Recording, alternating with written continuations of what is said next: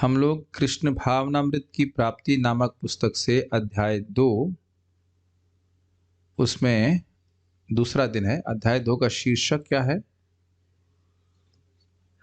सुख के लिए कठिन परिश्रम। वैसे अच्छा होगा कि इसमें अध्यायों, लेकिन नहीं, संभव नहीं शायद।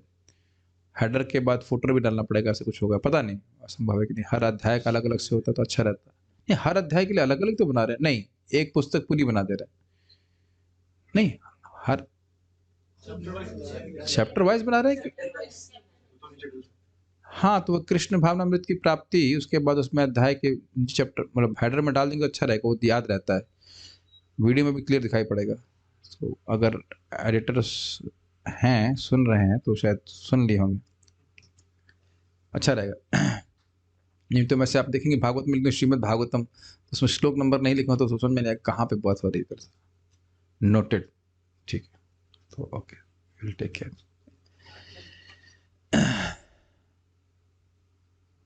ओके, हम लोग बात कर रहे थे कि क्योंकि आत्मा भगवान का अंश है, इस कारण से वह सुख की खोज करना उसके लिए स्वाभाविक है, और इस जगत में सुख मिल नहीं रहा है। और गलती क्या है?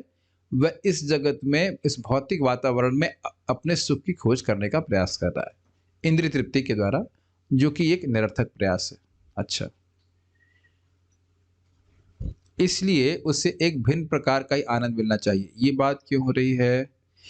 हाँ, आत्मा स्वरूपतः सच्चिदानंद है, इसलिए जगत की कोई भी वस्तु, कोई भी भोग उसको सुखी नहीं कर सकता है। उसके उदाहरण दिए गए थे, जैसे मछली को पानी के बिना कोई वस्तु सुखी नहीं कर सकती है, उसी प्रकार से आनंद की खोज उसको एक भिन्न प्रकार के रूप में करनी चाहिए। भिन्न प्रकार के आनंद की करनी पड़ेगी। भिन्न मतलब जो इस भौतिक जगत से बिल्कुल भिन्न है, उस प्रकार के ब्रह्म सुख या ब्रह्म आनंद की। अब ब्रह्मानंद का अर्थ ये मत समझिएगा ब्रह्म में लीन होने की बात, मतलब ब्रह्मानंद का मतलब ब्रह्म सौख्य से अर्थ था, जो विशेष आध्यात्मिक सुख है, उस प्रकार का आध्यात्मिक सुख ही आत्मा को संतुष्ट करने वाला, ये बात है।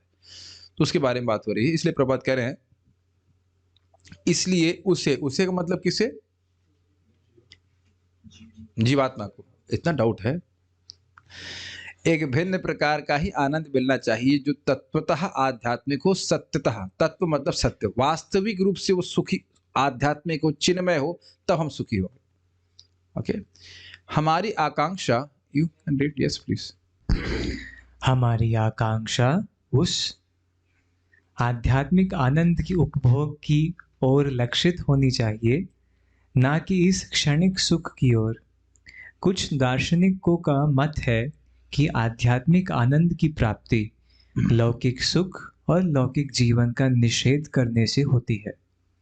श्रीपाद शंकराचार्य द्वारा प्रतिपादित भौतिक कर्मों का सैद्धांतिक निषेध मानव जाति के किसी नगण्य समुदाय के लिए लाभकारी हो सकता है, किंतु मनुष्य मात्र के लिए आध्यात्मिक आनंद की प्राप्ति का सर्वश्रेष्ठ और निश्चित मार्ग भगवान श्री चैतन्य महाप्रभु के द्वारा प्रतिपादित किया गया भक्ति मार्ग ही है। इसको समझने का प्रयास कीजिए। शंकराचार्य जी के अनुसार जगत मिथ्या है, तो आपको जगत में कोई कर्म नहीं करना है, संन्यास लीजिए और तपस्या कीजिए। तो क्या ये सबके लिए संभव है? क्या ये मेरे लिए संभव है? नहीं, नहीं, मेरे लिए भी संभव नहीं। जितनी वो तपस्या कर रहे हैं, वो हमारे लिए संभव नहीं है। हमें तो ये बोला जा रहा था, एक ऑफर किया गया था कि आप ठीक होना चाहते हैं तो केवल सब्जी और फल पे रह जाइए। हमने कहा हम बीमार रह लेंगे, लेकिन हम ये नहीं कर सकते। हमें कहा इतनी बीमारी नहीं कि हमारा वजन नहीं हो रहा है, हम बीमार रह लेंगे, लेकिन इतना तपस्या नहीं कर सकते। तो जितनी वो लोग तपस्या करते हैं, उतना हम लोग कुछ नहीं कर रहे हैं। हम लोग तपस्या उस तरह से तपस्या नहीं कर रहे हैं। ऐसे तो बहुत तपस्या कर रहे हैं, भगवान का नाम उच्चारण कर रहे हैं, लेकिन उस तरह की तपस्या नहीं कर सकते। पहली चीज है घर छोड़ो। पहली चीज, एडमिशन लेने के लिए तुम्हें घर छोड़ना पड़ेगा। गृहस्थी का तो मतलब ही नहीं है। ये शंकराचार्य जी का सिद्धांत है। उस तरह से अभ्यास कराते हैं। घर में रहकर तो तुम अध्यात्म कुछ कर ही नहीं सकते, घर छोड़ना ही पड़ेगा। जब घर छोड़ने की बात आएगी तो माता जी लोग तो और बाहर हो गए उससे। माता जी लोग तो घर छोड़ना नहीं होता। तो शंकराचार्य जी का जो मत है, उसके अनुसार तो अब हम सब बाउट ही हो जाएंगे प्रैक्टिकली। जो वाकई शंकराइट हैं, वो बहुत तपस्या करते हैं। हम लोग उतनी कोई तपस्या नहीं करते, ना हमें कोई करने की जरूरत है। लेकिन यही बात यहाँ पे समझा रहे हैं कि इस तरह का जो उन्होंने सिद्धांत दिया कि कोई भौतिक कार्य ना करो, सोचने वाली बात है, सांस तो लेना पड़ेगा, लेकिन जो भी है, केवल ज्ञान का निशीलन करो, क्या वेदांत सूत्र पढ़ते रहो, ये करते रहो, छानते रहो उसको। तो इस तरह की वो बातें करते हैं और उससे किसी को मतलब बिल्कुल ऐसे कहते हैं इंद्रिय तृप्ति को ज़ीरो पे लाके रख दीजिए, वहीं से दुःख की प्राप्ति हो रही है उसको ज़ीरो कर दो। तो ऐसे कह रहे हैं कि भाई ये तो सबके लिए प्रैक्टिकल नहीं है, ये प्रभुपाद समझा रहे हैं। और महाप्रभु जी ने कहा वो तो सभी लोग कर सकते हैं। गृह था को वने था को सदा हरि बोले डाको। चाहे घर में रहो, चाहे वृंदावन में रहो, चाहे बाहर कहीं रहो, भगवान का नाम उच्चारण कीजिए। और नित्यानंद प्रभु तो संन्यास लेने के बाद घर घर जाकर के प्रणाम कर रहे हैं, लोगों का दरवाजा खटखटा रहे हैं, कह रहे हैं भजो कृष्णा, बोलो कृष्णा, करो कृष्ण शिक्षा। भगवान का, कृष्ण का भजन कीजिए, कृष्ण नाम बोलिए और जो कृष्ण ने गीता में उपदेश दिए वो करिए। गीता में कहाँ भगवान कह रहे हैं कि तू सब लोग को सन्यासी लेना है, in the sense formal sense में सबको सन्यास लेने के लिए बोल रहे हैं, अर्थात अपने हर कर्म को भगवान को समर्पित करने के लिए बोल रहे हैं। लेकिन घर छोड़ना तो सोचने के, घर छोड़ने के बारे में सोच भी नहीं सकता है। आजकल कलयुग में जीव बहुत मुश्किल है। और क्या नाम से परम पूज्य कदम कानन महाराज मजाक कर रहे थे, कह रहे थे कि हम लोग भी सन्यासी नहीं है, मैक्सिमम हम लोग बहुदक है। क्यों बहुदक है? कुछ तो ऐसे बताते कुटी चके बहुदक है कि भाई जहां जाते हैं वहां पहले रहने खाने की व्यवस्था हो जाती है। तो कहेगा सन्यासी। ऐसे बोले थे, मतलब परमहंस और परिव्राजकाचार्य नहीं है, मैक्सिमम हम लोग बहुदक है। घर छोड़ दिया है लेकिन इस आश्रम से दूसरे आश्रम से, मतलब यहाँ पे रह रहे हैं, अगली जगह कहीं जा रहे हैं तो वहाँ रहने खाने की व्यवस्था हो जा रही है, फिर अगले जा रहे हैं तो रहने खाने की व्यवस्था है। तो ऐसे मजाक में बोल रहे थे। तो और ये बहुत कठिन है इस तरह से संन्यास का पालन कर पाना। तो ये कोई भगवान महाप्रभु ने इसका प्रतिपादन नहीं किया, अपितु आप देखेंगे कि वो सनोदिया ब्राह्मण है, सनोदिया नहीं, साउथ इंडिया का एक ब्राह्मण था ना, क्या नाम था उसका, वासुदेव था, क्या था, कूर्म ब्राह्मण, वो महाप्रभु, वो धनाढ्य था और महाप्रभु के संग तुरंत सब कुछ छोड़ के जाना चाहता था। कहता हमको बिल्कुल नहीं अच्छा लग रहा था। कहते ऐसी बात कभी ना करिए, ऐसी बात नहीं करो, घर में रह करके भगवान का भक्ति करो, भजन करो, ठीक है। तो कहीं पर आपने घर में रह के कोई नहीं किया, क्योंकि मैं कूर्म ब्राह्मण नहीं हूँ। समझ रहे हैं? क्यों simple, is it not, I am not a Kurma Brahmin. उसकी शादी हो गई थी, बच्चे थे, ऐसा नहीं कि छोड़ के तुरंत चल दे, सब कुछ समय आने पे होता है। चलिए आगे बढ़िए। यह भक्ति भौतिक प्रकृति का रूप ही बदल देने, स्वरूप ही बदल देने की क्षमता रखती है। बहुत सुंदर बात है। जीव तो आपकी सबकी, आप लोग चेक कर लेना, अभी नहीं यहाँ पे नहीं बाहर निकालना, लेकिन अब शीशे में ऐसे बाहर निकाल के देखना कि जीव तो वही लाल है एकदम, जीव तो वैसी दिखाई पड़ रही है, लेकिन वही जीव हरे कृष्णा कृष्णा कृष्णा हरे हरे, हरे राम राम राम हरे, तो उपयोग करते ही स्पिरिचुअल हो जाती है। अच्छा, एक बार हरे कृष्ण मंत्र बोलेगा, उसके बाद फिर जीव बाहर निकल के देखिएगा। ये अभी नहीं करना, बहुत अजीब से लगेगा, वी डोंट डू दैट। आप लोग जब बाथरूम में कहीं भी जहाँ पे शीशा हो आपके सामने, तो ये जरूरी है। तो आप लोग देखिएगा क्या हरे कृष्ण मंत्र बोलने के बाद मेरी जीभ वायलेट कलर की हो गई या शायद पीली हो गई हो या ग्रीन हो जाए तो वाह, बेटा की होती शायद ग्रीन ना, पता नहीं किसी की होती है। तो कुछ नहीं, वो तो कहीं हो रहा है, वैसी है। तो आप, ये मजाक के लिए बोल रहा हूँ मैं, आपको लग रहा होगा, लेकिन एक्चुअली मजाक के लिए नहीं बोल रहा हूँ। मुझसे पूछा गया कि आप लोग भी तो बाथरूम जाते हैं, स्नान करते, खाते पीते हैं, आप में हमें अंतर क्या है, तो सोचेंगे इस तरह से। लेकिन वो तथाकथित भौतिक कार्य है, वो भौतिक कार्य नहीं है। जीव से हरे कृष्ण मंत्र बोल रहे हैं, प्रसाद ग्रहण कर रहे हैं, आंखों से भगवान को देख रहे हैं, आंखों की चश्मा तो उतना ही लगा हुआ है, लेकिन ये सारे कार्य आध्यात्मिक है, ये विज्ञान हमें समझना होगा, ठीक है। बढ़िया आगे। इसका उदाहरण दिया जाता है कि जैसे मान लीजिए किसी की आंख में कुछ कठिनाई हो, हाँ भाई अब आंख दर्द हो रही, चलो आंख ही बाहर निकाल दो, लेकिन ये सोल्यूशन नहीं है। ऑपरेट करके उसकी आंखों को शक्ति दी जाए ताकि आंखों से सही कार्य हो। तो शंकराचार्य जी कहते हैं कर्मों से बंधन में पड़ा हुआ है, कर्म ही बंद कर दो। ऐसा हो नहीं सकता है, इंद्रियां जीव की कभी नष्ट हो नहीं सकती हैं, ठीक है। यस। भौतिक सुख के लिए लालायित होना काम कहलाता है और काम पूर्ण कर्मों का परिणाम अंततः निराशा है। इसको थोड़ा देखने के लिए समझने का प्रयास कीजिए। ये बहुत अच्छा पॉइंट श्रील प्रभुपाद कह रहे हैं। काम पूर्ण कर्मों का परिणाम अंततः निराशा है। इस पे मैं चाह रहा हूं कि आज थोड़ा सा डिस्कशन के रूप में हम रखें।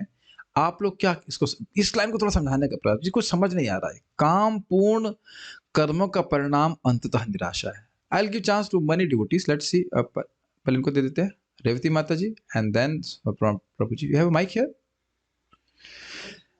देखिए इस तरह से प्रभुपाद जी के तात्पर्यों को आप पढ़ें, और मैं पढ़ता भी ऐसे ही हूं, पता है, मैं बहुत ज्यादा नहीं पढ़ता हूं, लेकिन वो जो पढ़ा उसमें से एक लाइन आपने पकड़ ली, उसको that should strike you. Yes बताइए। प्रभु जी, जब हम काम इच्छा संतुष्ट करने का प्रयास करते हैं, कोई कर्म करते हैं, तो हम सोचते हैं कि हम इसके बाद संतुष्ट हो जाएंगे, परंतु संतुष्टि प्राप्त नहीं होती या उस लेवल की संतुष्टि प्राप्त नहीं होती तो हमें निराशा प्राप्त होती है। यस, निराशा। जितनी आशा किए थे कि ये तो अति का आनंद देने वाला है, तो वो अति का आनंद नहीं मिलता। ये बहुत अमेजिंग बात है ना। ये सबको सुनाई देना चाहिए, हम सबको सुनाई देना चाहिए। अनुभव भी है और सबको सुनाई देना। अगर ये सुनाई पड़ गया, समझ में आ गया, तो व्यक्ति और प्रयास नहीं करेगा। भक्ति में आने के बाद ये आशा तुरंत, इसे कहते हैं आशा पाशा। आशा पाश समझते? पाश मतलब बंधन और आशा मतलब आशा। बस अभी तक तो नहीं, बस ये सेटिंग मेरी जो सेट हो जाए उसके बाद अब फिर कुछ। और कभी कभी तो लोग भक्ति को भी डिले कर देते हैं। अक्षत प्रभु, अगर आपका सीए में हो गया है, मानो आप कहते हैं कि मेरा सीए में हो जाएगा तब मैं जब करूंगा, तो आप कब से जब करना शुरू किया? फॉर एग्जांपल हम लोग के संपर्क में कब से आके दोबारा जब करना शुरू किया आपने? 6 महीना, तो 1 साल। सोचिए 1 साल का जब गया था ना पानी में आपका, आप मेरी बात समझ रहे हैं?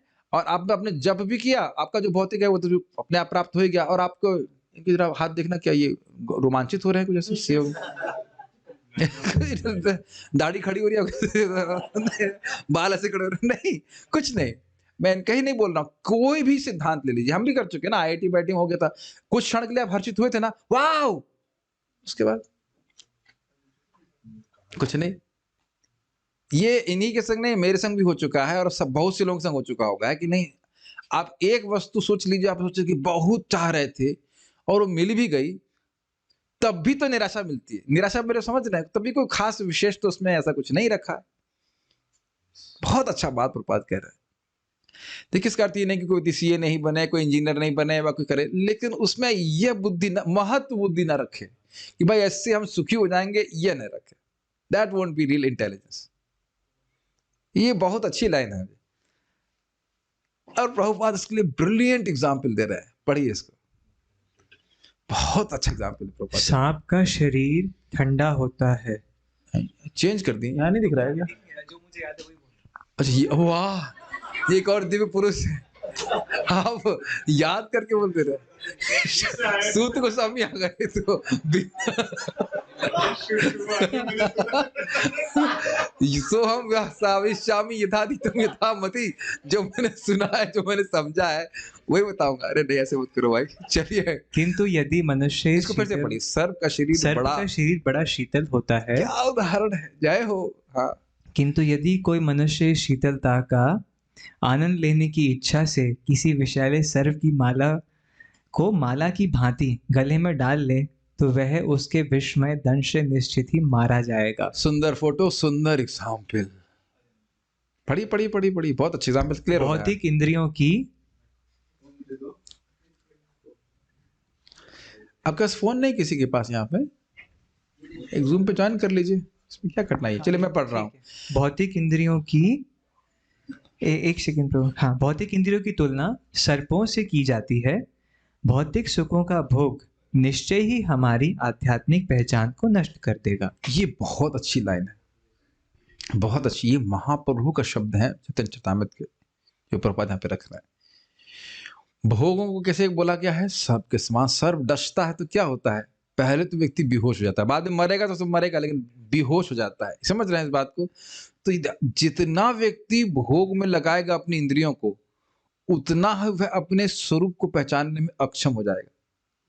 देखिए, आप भक्ति करते हैं और आप जप करते हैं, कभी कभी जप करते हुए आपको सीधा अनुभव होता है कि आप शरीर नहीं हो, या रात्रि में सो रहे हो।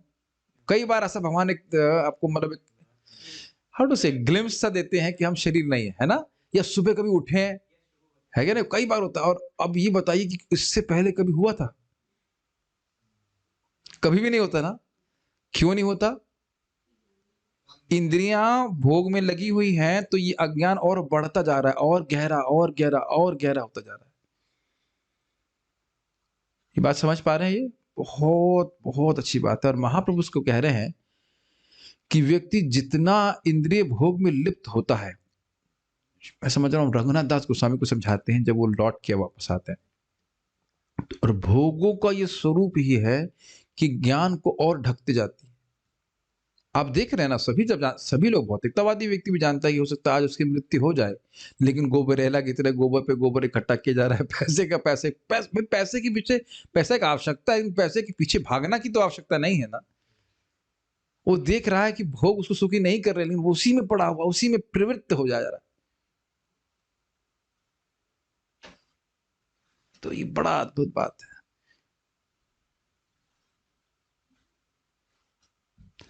वो बोलने का मन नहीं कर रहा है या बोलने का मन कर रहा है, दोनों बात है। आज हम मंगल आरती में देखिए, इतना सुंदर मंगल आरती सब हो रहा था, तो एक व्यक्ति की शायद पत्नी नई होंगी, तो उनसे सटने में ही उनको पूरा आनंद लग रहा था, गौर नेता के सामने खड़े होकर। फिर मैं वहां से हट गया। सो डिस्टर्बिंग, यू नो। क्या बोला जाए, वो तो भौतिकतावादी व्यक्ति है, वो समझ नहीं रहा तुम हो कौन, तुम किसके सामने खड़े हो, है कि नहीं, तुम्हें क्या करना चाहिए। एकदम मंदिर में भी पता इसी प्रकार से कार्य कर रहे हैं। ये दिखा रहा है भौतिक सुखों का भोग निश्चय ही हमारे आध्यात्मिक पहचान को नष्ट कर देगा। Very dangerous. और इसके विपरीत आप भगवान का प्रसाद ग्रहण कर रहे हैं, आप नाम जप कर रहे हैं, देखने में से वही क्रिया लग रही है, नृत्य कर रहा है व्यक्ति, लेकिन ये हमें क्रमशः मुक्ति के पथ पे आगे बढ़ाने वाला है। ये शुरुआत में, प्रारंभ में नहीं समझ में आता है, बट जैसे जैसे व्यक्ति भक्ति करता रहता है, he can actually feel being liberated. क्या ये मुक्ति नहीं है कि हम वेग को कहें I don't care? This is a big liberation. मेरी बात समझ में आई? वेग तो आते जाते रहेंगे, कोई दिक्कत नहीं है, लेकिन ये क्षमता आ गई कि ना हम उस पर ध्यान नहीं देने वाले। What liberation that it is, you know. Instinct समझ रहे ना, जो एनिमल इंस्टिंक्ट हमारे चित्त में बढ़ जाती है, आई डोंट केयर। बहुत प्रभुपाद बोलते हैं भक्ति स्वयं ही अपने आप में मुक्ति की भावना को जागृत करने वाली। और ये तो आप देख ही रहे कितनी कितनी कचरे से हम लोग मुक्त हो जा रहे हैं, है कि नहीं, केवल भक्ति करने से, नाम जप करने से। यद्यपि ऐसे एक दिन में आपको नहीं महसूस होता, वो एकदम जैसे गायब हो जाती है, गधे के सर से सींग। तो हम खाली बोल रहे हैं भोग हमारी आध्यात्मिक पहचान को नष्ट कर देगा और योग जागृत करेगा। ये मैं खाली कहना चाह रहा हूं। जितना इंद्रियों को भगवान की सेवा में लगाएंगे, उतना ही आपकी आध्यात्मिक पहचान प्रकट होती जाएगी। जैसे सिंपल सी बात है, लकड़ी में अग्नि होती है ना, लेकिन जब उसे घर्षण किया जाता है तो धीरे धीरे अग्नि प्रकट होते होते इतना प्रकट हो जाती है कि पूरा अग्नि के रूप में प्रकट हो जाती है। तो आप देखे ही माचिस को भी देखे होंगे। तो उसी प्रकार से व्यक्ति अगर भगवान के योग में, भक्ति योग में लगा रहेगा, तो उसकी आध्यात्मिक पहचान प्रकट होती चली जाएगी। ये बात बहुत अच्छी बात है। लेकिन मुझे निश्चय शब्द बड़ा अच्छा लग रहा है इसके ऊपर। निश्चय का मतलब समझते हैं ही, ये प्रसिद्ध बात है, इसमें कोई संदेह नहीं करना चाहिए। और जीवात्मा, साधक कभी कभी सोचता है अब इतना भोग तो चलता है भाई, एक भुट्टा खा लेंगे भगवान को बिना अर्पित, तो क्या दिक्कत, कौन दिख रहा है, इत्यादि। और भी बहुत सारी चीजें हम कर सकते हैं जो भोग के नाम पे चलती हैं, और सोचेंगे कि इससे थोड़ा कुछ फर्क पड़ता है, इतने से क्या हो गया, इतने से तो क्या, इतना तो चलता है। तो वो हम कहीं ना कहीं हमारी आध्यात्मिक पहचान को नष्ट करने वाला। मैं ये सब बातें प्रैक्टिकल बोल रहा हूँ जो भक्त लोग करते हैं। शादी पार्टी में चले जाएंगे, वहां जाकर के कुछ सलाद तो खा सकते हैं, सलाद का क्या, सलाद ही बना है, अन्न बना है ना, अन्न तो ना पचा रहे हैं, सलाद पचा रहे हैं। वैश्वानर को भोग लगा देना अंदर पेट में जो है कि नहीं। ये मैं आपको लग रहा है मजाक में बोला, श्रीमती माता जी इस बात को बता रही थी। सेवोन्मुखे ही जीवादौ स्वयमेव स्फुरत अधा, our gate to love of God is our tongue. बड़ा सुंदर प्रवचन का है। तो हम एक उदाहरण दे रहे हैं आपको, जीभ, आंख, नाक, कान, जो कुछ भी भोगों में लगेगा तो हमारी आध्यात्मिक पहचान को नष्ट करेगा। और अगर दूसरे एंगल से देखें, भोग करने के लिए आपको पहले क्या करना पड़ेगा? यस यस, अपने आप को शरीर मानना पड़ेगा। यस, उसके बिना भोग कैसे कर सकते हैं? तो आध्यात्मिक पहचान तो वहीं नष्ट हो गई। फिर ठीक है, यस। अतः एक बुद्धिमान व्यक्ति की आकांक्षा आनंद के वास्तविक स्रोत की खोज के लिए होनी चाहिए। इस स्रोत को प्राप्त करने के लिए हमें थोड़ा बहुत यह जानने की आवश्यकता है कि वह आनंद वस्तुतः है क्या। एक मूर्ख मनुष्य की कहानी प्रसिद्ध है जिसे गन्ने का कोई अनुभव नहीं था। जब उसने अपने मित्र से गन्ने के लक्षणों के बारे में पूछा तो उसे अधूरा उत्तर मिला कि गन्ना बांस की लाठी जैसा होता है। ये पहले भी सुन चुके हैं, yes। फलतः उसने बांस के डंडों से रस निकालने का प्रयत्न आरंभ कर दिया और जैसा कि स्वाभाविक था वह अपने प्रयत्न में विफल रहा। अब यहाँ पे हम थोड़ा एक अलग मेडिटेशन आप लोग ले देते हैं। गन्ने के जूस की दुकान पे तो आप लोग गए होंगे, ठीक। अब आप उसी दुकान में, उसी फैक्ट्री में बांस का जूस निकलवाइए। चलिए, आप खुद नहीं चबा रहे हैं, अब मशीन में लगवा दीजिए कि भाई बांस निकाले जाए। देखो हरा हरा बांस है, एकदम फ्रेश, और उसका जूस निकाला जाए और उसके बाद काला नमक डाल करके आपको पिलाया जाए, कैसा लगेगा? एकदम आप मेरे ख्याल से सोचना भी नहीं चाहते ना ये बात। तुम कोई परोस परोस करके कहेंगे जूस निकल रहा है, नहीं जूस निकलता होगा, कुछ ना कुछ तो जूस निकलता होगा, थोड़ा बहुत निकलता है। हरे बांस में रस तो होता है, लेकिन वह एकदम क्या कहेंगे, कसैला, कड़वा कसैला होता है। आपने बताया था क्या पहले मीठा लग सकता है, इन बाद में कड़वा लगेगा। बड़ा अच्छा बात बोल रहे थे। रजोगुण में यही तो होता है, शुरुआत में बड़ा अच्छा लगता है और बाद में एकदम तीखा करेगा। ये बात बोल रहे। बड़ी यही और यही स्थिति भ्रमित जीवात्मा की है जो शाश्वत आनंद की खोज इस भौतिक जगत में करता है, जबकि यह जगत न केवल दुखमय है अपितु अस्थायी और चपल भी है। भगवद गीता में इस भौतिक जगत को दुखमय बताया गया है। आ ब्रह्म भुवनालोकः ब्रह्म भुवनालोकः पुनरावर्तिनो अर्जुन पुनरावर्तिनो अर्जुन मामुपेत्य तु कौन्तेय मामुपेत्य तु कौन्तेय पुनर्जन्म न विद्यते। पुनर्जन्म न विद्यते। इससे पहले हम श्लोक को देखें, प्रभुपाद जी क्यों कह रहे हैं वो समझने का प्रयास करें हम लोग कि सुख की खोज करने में कोई दिक्कत नहीं है। जैसे कोई कहे कि गन्ने का जूस पीना है, तो वो कठिनाई नहीं है, लेकिन गन्ने को जूस को गन्ने में देखना सही है, गन्ने को जूस को बांस में देखना यह उचित नहीं। ये बात प्रभुपाद जी बता रहे हैं। तो अब यहाँ बहुत सुंदर तरह से प्रभुपाद समझा रहे हैं कि देखो भाई, ऐसा मत सोचो, जैसे हम बोलेंगे ना दुखमय जगत, तो सोचेंगे ये पृथ्वी लोग जहां दुख है इत्यादि, लेकिन ये पूरा ब्रह्मांड ही अस्थाई है। बहुत अच्छी बात प्रभुपाद अन्यत्र कहते हैं कि कोई व्यक्ति कहेगा मैं बहुत पैसे वाला हूं, मैं स्वस्थ हूं, इत्यादि इत्यादि, मेरे जीवन में कोई दुख नहीं है, लेकिन अंततोगत्वा उसको मरना पड़ेगा, तो अस्थाई है। और कहें कि चलो भाई स्वर्ग में तो बहुत लंबा जीवन है, वहां भी जानते हैं अस्थाई है, और ऊपर चले जाइए ब्रह्मलोक, तो वहां भी तो अस्थाई है। इसीलिए कह रहे हैं आ ब्रह्म भुवनालोक। आ ब्रह्म मतलब ब्रह्मलोक पर्यंत, भुवन जितने भी लोग हैं, पुनरावर्तिनो अर्जुन, बारंबार जन्म और मृत्यु के कारण में है। ये समझ लीजिएगा, ध्यान से सुनिए कि ये जो ब्रह्मलोक में भी कुछ जीव ऐसे हैं जिनकी भोग इच्छा पूरी नहीं नष्ट होती है, तो वह ब्रह्मा जी की उम्र समाप्त होने के बाद दोबारा जब सृष्टि होती है, वो दोबारा जन्म लेते हैं। यद्यपि वो महर्षि बनेंगे या कोई कोई ब्रह्मा भी बनते हैं, आपको पता हो, हमने सुना है वशिष्ठ जी को, ये मैं पढ़ा हूं, वशिष्ठ जी अगले ब्रह्मा बनेंगे। That's pretty heavy, is it not? आपको हेवी नहीं लगता है ना?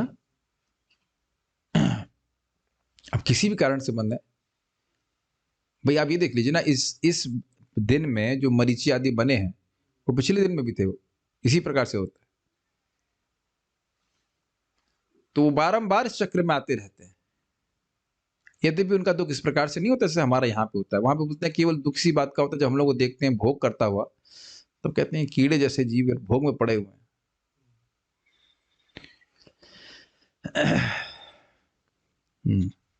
लेकिन कह रहे हैं कि माम उपेत्य तु कौन्तेय पुनर्जन्म न विद्यते। एक व्यक्ति अगर भगवान की प्राप्ति कर लिया, भगवान के धाम चला गया, तो दोबारा कभी नहीं आएगा। इधर नजर नहीं है, इसीलिए नजर कहीं और जा रही है। इस पे ध्यान नहीं देते। इन श्लोकों को बार बार याद करना चाहिए। इसीलिए ना सिद्धांत सुनने से बहुत अच्छा रहता है कि हमारी समस्या हमेशा के लिए सॉल्व हो जाएगी। ये हमेशा भी तो हम ध्यान नहीं दे पा रहे शब्द। व्हाट डज हमेशा मीन्स? कुलवीर प्रभु, हमेशा का मतलब क्या होता है? देखिए, हम हमेशा भी नहीं सोच पा रहे ना। लग रहा है कि इतने समय तक, उसके बाद कुछ तो प्रॉब्लम आएगी। हम लोग अपने लाभ को भी नहीं सोच पा रहे ना कि हमेशा का अर्थ क्या है ना? कठिनाई अनुभव कर रहे हैं ना, हमेशा का मतलब क्या है?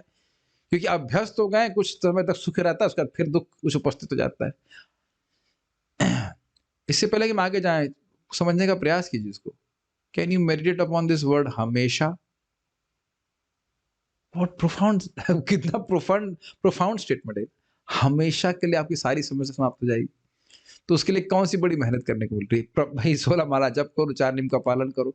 नहीं करने में कठिनाई आ रही है यदि, या हम कह रहे हैं कि प्रभु जी वेग हमसे सहन नहीं हो रहे, तो नजर ऊपर नहीं है बस। मैं अपने को भी इंक्लूड नहीं कर रहा उसमें। कोई वेग सहन नहीं हो रहा है कि हम ये भी नियम तो तोड़ना ही पड़ेगा, इत्यादि इत्यादि, तो ऊपर नहीं देख रहे हैं। ऊपर देखेगा कि भाई हमेशा के लिए समस्या सॉल्व हो जाएगी, तो क्या कोई प्राइस नहीं है। पत्ते नहीं खाने के लिए बोला जा रहा है कि नहीं? देखना चाहिए भगवान। माम उपेत्य तु कौन्तेय पुनर्जन्म न विद्यते। ये बहुत ही गुह्य ज्ञान है, पढ़िए। इस जगत में सर्वोच्च लोक से लेकर निम्नतम सारे लोक दुखों के घर हैं, जहाँ जन्म तथा मरण का चक्कर लगा रहता है। किंतु हे कुंती पुत्र, जो मेरे धाम को प्राप्त कर लेता है, वह फिर कभी जन्म नहीं लेता। भगवत गीता 8.16। आनंद की आकांक्षा स्वाभाविक और उत्तम है, किंतु जड़ पदार्थों से तथाकथित वैज्ञानिक साधनों के द्वारा इसे प्राप्त करना एक भ्रमपूर्ण प्रयत्न है, जिसका परिणाम केवल निराशा है। क्लियर है ये? ठीक। जो लोग मूढ़ हैं वे इसे नहीं समझ सकते। एक ध्यान नहीं दिया हम लोगों ने। विज्ञान ने आज तक जन्म, मृत्यु, जरा और व्याधि, इसका सॉल्यूशन निकाला नहीं है। देखिए, जन्म रोकने का प्रयास किया तो वह भी तो नहीं रुक पाया। और मृत्यु को अच्छा, डेथ रेट क्या है वर्ल्ड में? हाँ, सही उत्तर है 100%। जाता सी ध्रुव मृत्यु ध्रुवम जन्म मृतस्य। जिसका जन्म हुआ है वो मरेगा ही। तो 100% डेथ रेट हुआ, तो उसमें तो कहीं कमी आई नहीं। अच्छा, डिजीज रेट क्या है? 100%। क्योंकि ऐसा हो ही नहीं सकता है जगत में कि कोई व्यक्ति बीमार पड़े ही ना। अब छींक भी ना आए, ऐसा कैसे हो सकता है? ऐसे तो कोई पैदा हुआ नहीं। और अगर कहें कि ओल्ड एज रेट क्या है, तो वह भी 100% है, यदि हम पहले ना मर जाए तो। तो जो 4 मुख्य समस्या हैं, उसमें सॉल्व क्या किया? केवल मोबाइल बना करके तुम तो सॉल्व कर दिए। कुछ सॉल्व नहीं कर रहे हैं, भ्रमित कर रहे हैं, डिस्ट्रैक्ट कर रहे हैं। खिलौना दे के, जैसे देखा है बच्चों को खिलौना झुनझुना दे देते हैं, तो हम झुनझुने लेके घूमते रहते हैं, सोचते हैं कि इससे हमारी समस्या का समाधान हो गया है। आप लोग के छोटे बच्चों को आपने कभी झुनझुना दिया है? आप कुछ काम करना हो तो आपको करते हैं ना मनीष महतो जी, बच्चों को झुंझुना देते हैं। उसी प्रकार से यहाँ हम लोग को झुंझुने दिए जा रहे हैं साइंस के हिसाब से, साइंस के द्वारा। अगर मेरा फोन तो नहीं बज रहा है, हाँ, जो वस्तु है इनका हम कोई भर्सना नहीं कर रहे हैं, ये हैं, इनका उपयोग भगवान की सेवा में कर लेना चाहिए। लेकिन यह हम सोचने लग जाए कि इनको प्राप्त करके हम सुखी हो जाएंगे, तो ये हमारी मूर्खता हो गया। आप लोग सब लोग देखे ही होंगे ना, नए नए फोन लाते हैं, सोचते हैं ये वाला फोन तो बहुत अच्छा होगा, यद्यपि पुराना फोन खराब नहीं हुआ है, और क्या मिलता है? कुछ नहीं मिलता, निराशा। आप ये सोच रहे, आप कभी विचार नहीं करते कि हम लोग फ्री में भगवान के पास जा सकते हैं और इतना रिसर्च हो रही है जिससे एक भी समस्या का समाधान नहीं हो रहा? Is it not striking? जितना पैसा साइंटिफिक रिसर्च में लग रहा है उतना कृष्ण भावना के प्रचार प्रसार में तो नहीं लगा रहे हैं लोग बाग। सबको कल से 4 माला जाप करना होगा, जैसे तो मास्क सबको लगाना होगा, ऐसे तो सबके हाथ में बीट बैग होना चाहिए, जहां पे भी जाएं तो बीट बैग गले में टका रहना चाहिए और 4 माला सुबह करना चाहिए। अगर सरकार बोल दे तो करना करेगा ही ना व्यक्ति, करना पड़ेगा उसको। 2 फीट की दूरी बीट बैग जरूरी। कह रहे हैं 2 फीट की दूरी बीट बैग है जरूरी। ठीक है, कम से कम लटका के घूमेगा तो भी बड़ा अच्छा कल्चर है। ना जब करो, सोचिए आप। दिखेगा तो ना तो दिखेगा, हाँ, ना तो दिखेगा। तो लगे ना कि कुछ डिवोटी है, तिलक सबको लगाना ही होगा, नहीं तो गोली मार दी जाएगी। वैसे कुछ करे तो, लेकिन कुछ ऐसा कोई नहीं, कोई प्रयास नहीं है। बड़ी इंपॉर्टेंट बात है ना, कितना विश्वास है लोगों की, साइंस हमको सुखी कर देगी, और आज तक एक व्यक्ति को भी सुखी नहीं कर पाया। मैं आपको सच्ची, यहाँ पे बात आ रही है तो हम जानबूझ करके बोलना चाहेंगे कि एक बार आईआईटी में मैं शायद 3rd ईयर में था, और फाइनली कोई व्यक्ति था, उसने आत्महत्या कर ली थी। मैं पहले बता चुका हूँ इस बात को, तो वहाँ के नाम नहीं रख रहा हूँ, लेकिन प्रोफेसर थे, उनका वक्तव्य आया कि इस बेवकूफ़ को ये पता नहीं है कि 40 साल से जो मैं रिसर्च कर रहा हूँ वो किसी काम की नहीं है, उसने केवल थोड़े नंबर आने पर आत्महत्या कर ली।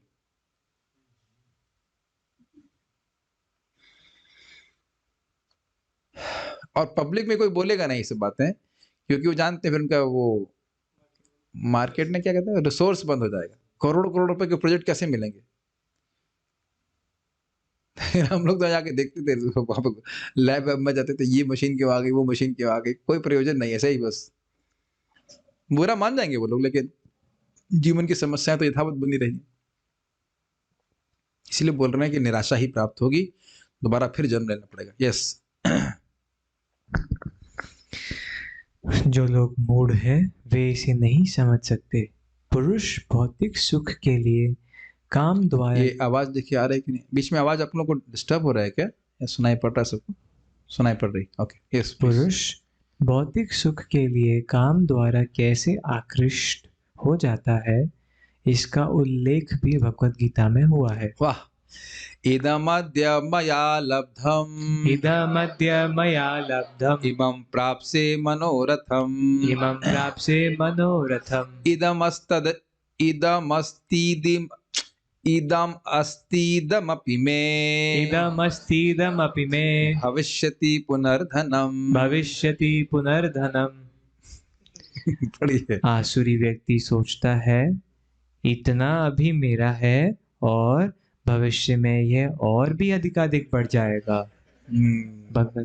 भगवद गीता 16:13। हे आज महाराज से सुन रहा था, बारंबार ये सुनना है कि सब कुछ भगवान का है।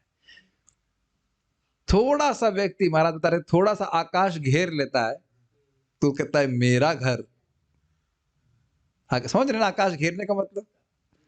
नहीं, अरे ये सी रूम है तो ये आकाश है ना इतनी मात्रा में, आकाश को आपने बिल्डिंग से घेर लिया तो कहते हैं ये मेरा घर है। जीव कितना अज्ञान में है बताइए। और जब मतलब कोई भरोसा नहीं कब उसको मृत्यु प्राप्त हो जाए और फिर उसका घर चेंज हो जाए, फिर उसको कहेगा ये मेरा घर है। इसीलिए बारंबार सुनना है कि सब कुछ भगवान का है और ये याद भी रखना है। बहुत सुंदर। अभी एक भक्त हैं, उन्होंने माला के लिए बोला कि हम माला भिजवा दीजिए। एड्रेस में क्या लिखा है, so and so in care of so and so. तो ये बहुत सिंपल सी बात है, लेकिन उसको स्मरण कर रहा था कि यही चेतना हम सबकी होनी चाहिए। हम ये हैं इन केयर ऑफ कृष्णा। हमारे ब्रह्मचर्य आश्रम में भी हुआ करता था, अब तो उतना नहीं करते लोग, कि धोती कुर्ता पे लिख देते थे ICO, in care of so and so devotee. ये नहीं लिखते थे कि ये डिवोटी का है।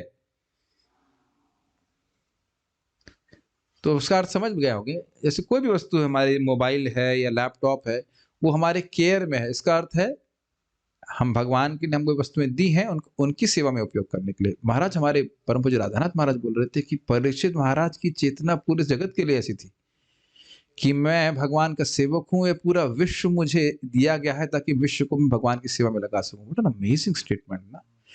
राजा होने पर यह बुद्धि होना कि मैं सेवक हूं, ये तो असंभव है। यहां देखिए छोटा मोटा परिवार हो जाता तो व्यक्ति मेरा मेरा करता रहता है। भक्त लोग बड़ा सुंदर उदाहरण दिया करते हैं इसमें कई बार कि 100 रुपए का नोट बहुतों के हाथ में जाएगा और हर व्यक्ति कहता है ये मेरा है, लेकिन उसमें लिखा हुआ है कि belongs to the Reserve Bank of India. Reserve Bank के लिए रिजर्व है, ऐसे कह लीजिए। तो मामे वांशो जीव लोके, जीव भगवान का ही है और कोई वस्तु उसकी नहीं। उसका उपयोग करने का अधिकार है भगवान की सेवा में, लेकिन मेरा कहने का अधिकार नहीं है। तो ये आसुरिक मानसिकता है। इदम अद्य मया लब्धम, इतना मुझे प्राप्त हुआ, एवं प्राप्त से मनोरथम, ये मनोरथ मेरा पूर्ण हो गया है और अब ये आगे और इसी प्रकार से बढ़ेगा, लेकिन तुम बेटा बढ़ता हुआ देखने के लिए रहोगे नहीं आप। ये आसुरिक मानसिकता है। कई बार हमने कहा है और फिर यहाँ पे मैं बोलूंगा कि मानव जीवन इस कोई डेस्टिनेशन नहीं है, एक स्टेशन मात्र है, यात्रा है। शरीर यात्रा भगवान कहते हैं, शरीर यात्रा पिचते न प्रसिद्ध कर्मण। तो ये यात्रा है। कितना सुंदर बता ना, ये यात्रा है। ये आगे हम जा रहे हैं, आगे हम बढ़ रहे हैं। How much detachment it brings if you can actually think it's a journey. और आप देख रहे हैं कि ये जो प्रभुपाद कोट कर रहे हैं, आसुरी मानसिकता क्या है? ठहराव, इतना मिल गया है, इतना मैं और इकट्ठा करूंगा, मेरी सारी प्लानिंग्स हो गई है, अब इस प्लानिंग को आई फिगर्ड आउट, सारे इक्वेशंस मैंने सेट कर ली हैं और अब मैंने सब कुछ सही चलने वाला है। और फिर भौतिक प्रकृति कुल्ला कर देती है। समझ आया? कुल्ला करने का उदाहरण कर दिया, चीटे लोग सोचते हैं कि अब हमने अपनी सारी सोसाइटी सब एकदम सेटल कर ली है, सारी बिल्डिंग्स बना ली, सब कुछ कर दिया है। इतने में कोई व्यक्ति कुल्ला कर देगा तो सब कहेंगे बाढ़ आ गई। वो अब न्यूज आएगा चीटों में कि बाढ़ आ गई। इसी प्रकार से मानव जाति एकदम टलमल कमल दल जल वाला हिसाब किताब है, लेकिन सोच रहा है हमने सब प्लानिंग कर रखी है, ये है वो है, सब ध्वस्त कर देती है। बहुत ही हम लोग तो ये सोचना भी नहीं चाहेंगे ना कि शायद हमारी बुद्धि छीन ली जाए। That's frightening है कि नहीं? क्या भय करने वाला नहीं है कि बुद्धि छीन ली जाए? होता भी है लोगों संग, एकदम से क्या बोलते, डिमेंशिया क्या बोलते, कोई सब कुछ भूलना शुरू कर देते हैं और एकदम से हो जाता है। ऐसा नहीं कि हम कुछ थ्योरी की बात कर रहे हैं, इट इज क्वाइट पॉसिबल। पढ़िए आगे। अभी हमारे सामने एक भक्त देख रहा हूँ, नाम नहीं रख सकता, बता रहे थे कि कुछ एक्सीडेंट हुआ, उनको 3 महीने तक एक आंख से दिखना ही बंद हो गया। Is not frightening? कुछ क्षण के लिए सोचिए अगर हमारे संग ऐसा हो, क्या ये भय करने वाला नहीं होगा कि वो दिखना ही बंद हो जाए? फिर सोचेंगे अगर दूसरी वाली भी चली गई तो क्या हो? फ्राइटनिंग ना, पहले दिखता हो किसी को और बाद में दिखना बंद हो जाए, दैट इज वेरी फ्राइटनिंग। भाई बचपन से कोई जन्मांध है तो एक अलग बात है, लेकिन दिखना है बंद हो जाए तो ये एक बात खतरनाक है। तो प्रभात कह रहे हैं कि जो भौतिकतावादी लोग इसी प्रकार सोच रहे हैं कि हम अब अपनी व्यवस्था हमने बना ली, हमने सारी इक्वेशन सेट कर ली हैं, इसका रिजल्ट आएगा। आपने देखा ना मैथमेटिक्स में इक्वेशन डिराइव करेंगे, रिजल्ट आएगा अनलिमिटेड सुख, लेकिन रिजल्ट क्या मिलता है? अनलिमिटेड दुख, निराशा, परेशानी। पढ़िए।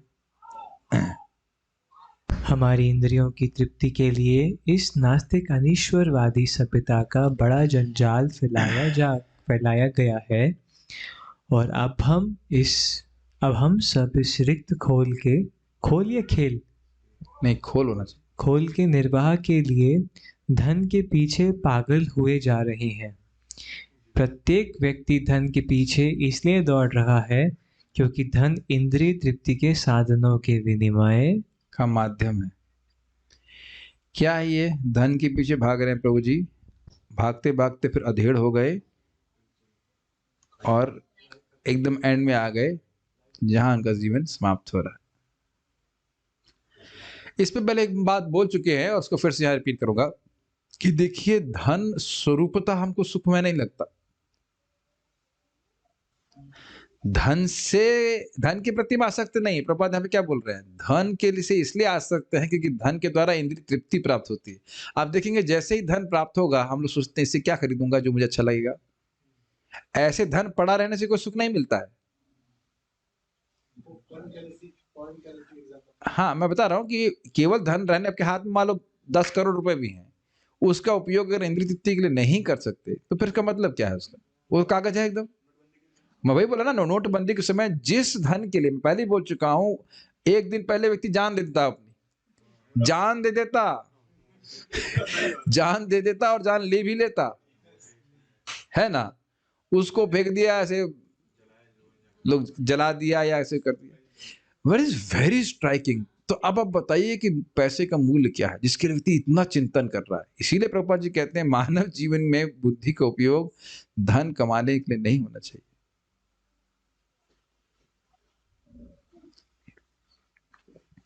बहुत स्ट्राइकिंग है ना। और ये हमको अनुभव है कि जैसे मैं वहां पे गया था इंडोनेशिया, तो वहां वक्त तो डोनेशन दिए, वहां सबको बड़े बड़े डिजिट्स चलते हैं, 10,000, 1 लाख ऐसे करके जो भी दे रहे थे। तो कुछ लगता ही नहीं है आपको उससे, क्या यहाँ कुछ हमें चने भी खाने को नहीं मिलेंगे कुछ भी, क्या फायदा। इवन डॉलर को हाथ में पकड़िए आप लोग, पता नहीं आप लोग यूरो देखते होंगे, पता नहीं, वहां तो खैर यूरो चलते होंगे तो अच्छा लगता होगा, पाउंड चलता तो अच्छा लगता होगा। हमने तो आज तक पाउंड कभी देखा भी नहीं, लेकिन कुछ भी, जैसे नेपाली रुपया देखिए, कुछ भी नहीं होता, यू डोंट फील एनीथिंग। और महाराज बड़ा सुंदर बोलते, कहते हैं भाई जैसे यहाँ की करेंसी अमेरिका में नहीं चलती, ऐसे यहाँ की जो कर्म है वही साथ जाता है। धन तुम्हारा अगले जीवन में जाने वाला नहीं है, जो दान किए हैं, पुण्य किए हैं, वही करेंसी लेके जाओगे साथ में। खैर तो आगे की बात है, लेकिन अलग बात है। हम खाली बोलना चाह रहे हैं कि धन इसलिए अच्छा लग रहा है क्योंकि इंद्रिय तृप्ति का साधन है। आगे पढ़िए। स्पष्ट है कि स्वर्ण मृग के पीछे भागदौड़ के इस वातावरण में शांति की आशा करना एक अव्यावहारिक स्वप्न है। इस पर भी थोड़ा सा मेडिटेशन, जितने लोग यहाँ उपस्थित हैं, मान लो हम रेस लगा रहे होते, काफी शांति होती है ना। जिस प्रकार अभी शांति से बैठे हैं, कितना सुंदर बात है। हम सब लोग दौड़ रहे होते हैं, सोचिए आप लोग समझ लो, खुद ही मार मार के दौड़ रहा हूं, दिस इज क्वाइट फनी है कि नहीं। किसके लिए, और दौड़ भी किसके लिए रहे। एक गाजर है, ऐसे ऐसे ऐसे गधे के सामने होती ना, गधे के सामने गाजर बांध दी जाती है, तो जितना उसकी नजर केवल गाजर पे रहती है, लेकिन जितना दूर वो भागता है उतनी दूर वो गाजर आगे बढ़ती जाती है। और सब लोग रेस में लगे हैं, सब, किसी को गाजर नहीं मिल रही है, वो गाजर 2 फुट की दूरी पे ही है, और सब फर्स्ट आने के लिए सोच रहे हैं कि शायद मैं इस गाजर को पहले प्राप्त कर लूंगा। किसी के हाथ गाजर नहीं आने वाली।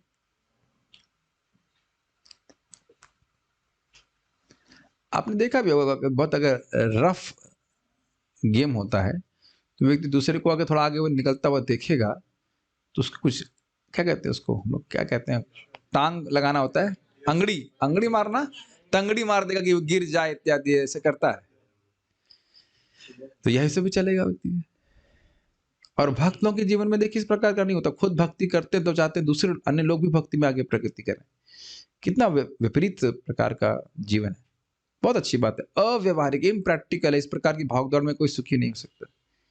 यस, पढ़िए। जब तक मनुष्य में इंद्रिय तृप्ति की थोड़ी सी भी प्रश्न कह रहे हैं कि भाई क्या ये जरूरी है, ये सच बात है कि अगर हम दान करेंगे तो हमें दोबारा जन्म लेना पड़ेगा यहाँ पे उसका फल भोगने के लिए? हाँ, अगर उस इच्छा से ले रहे हैं तो।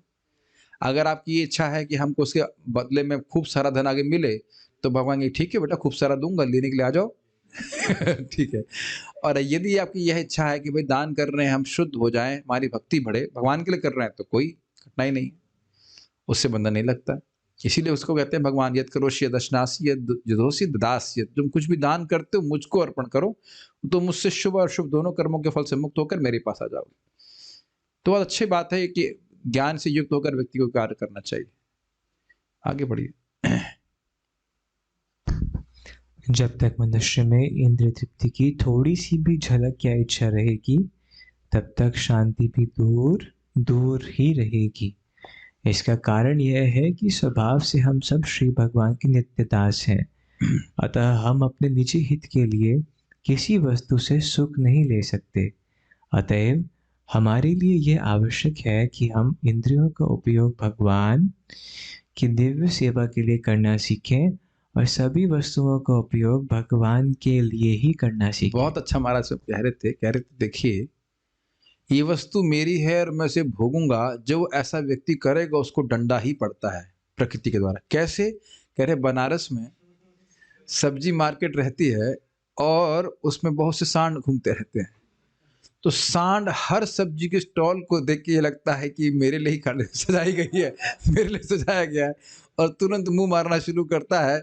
और वहां जो दुकानदार है एक जोर से उसको बांस मारता है, जो भी करता है डंडा मारता है, लेकिन उसको बुद्धि नहीं आती है। फिर वो मुंह लगाने का प्रयास करेगा, फिर डांट खाएगा, डांट नहीं सर डंडा खाएगा।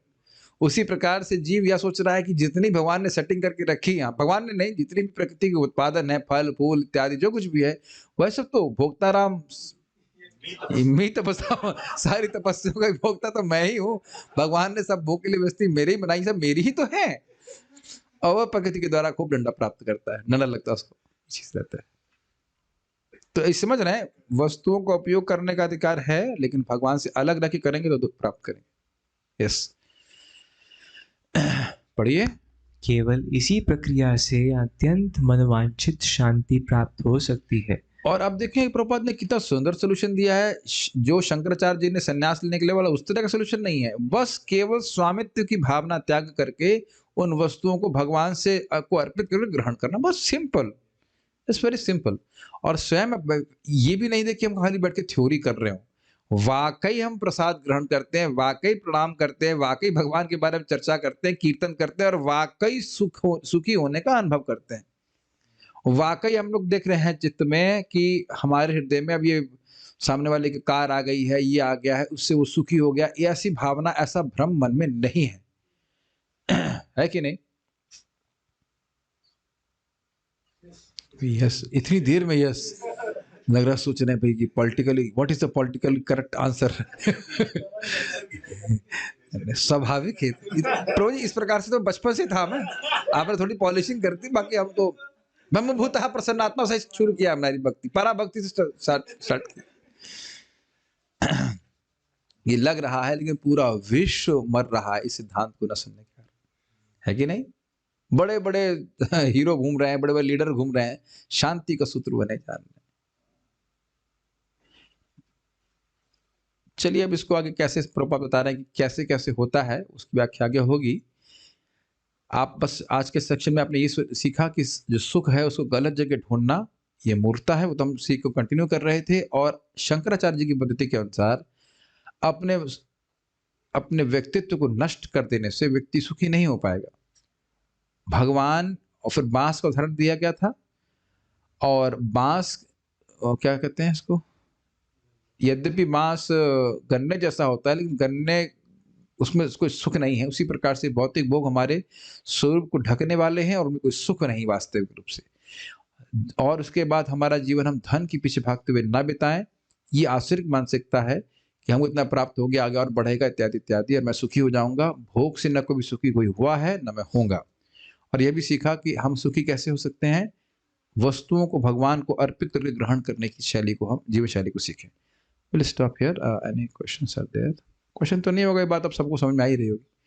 श्रील प्रभुपाद की जय। जय गौर प्रेमानंदे।